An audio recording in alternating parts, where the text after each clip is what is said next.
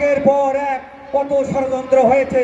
তাকে বলা হয়েছিল প্রভু নাই, আমি এ দেশ ছেড়ে কোথাও যাব না, মরতে যদি হয় আমি বেগম খালেদা। তারই সৌজন্যে আজকে আমরা ইফতারের আগ মুহূর্তে আমরা মহান রব্বুর করতে পারিনি, এটি আমাদের ব্যর্থতা নয়। আমরা বাংলাদেশ জাতীয়তাবাদী দল জয়পুরহাট শহর শাখা সংগ্রামী আয়োজিত আজকের এই ওয়ার্ড বিএনপির ইফতার মাহফিলে উপস্থিত প্রিয় ভাইরা, আমি কথা বেশি বাড়াবো না।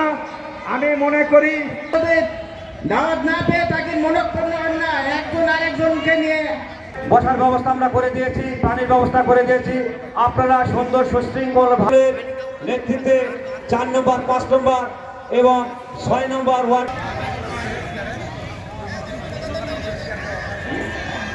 শ্রদ্ধা রাখবেন। আপনাদেরকে অনুরোধ করবো, আপনারা কেউই প্লেট নিয়ে আপনারা নিজ নিজ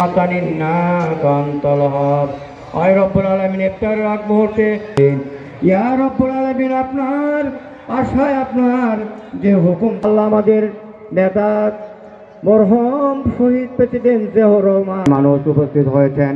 আল্লাহ শুধু দোয়া নেওয়ার জন্য, এই জন্য আপনারা সব একদম ধ্বংস করে দিয়েছিল। যেই সরকার আজকাল পতিত আয়না সরকার দেশের কারে একদম ধ্বংস করে দিয়েছিল। যেই সরকার আজকাল পতিত আয়না সরকার দেশের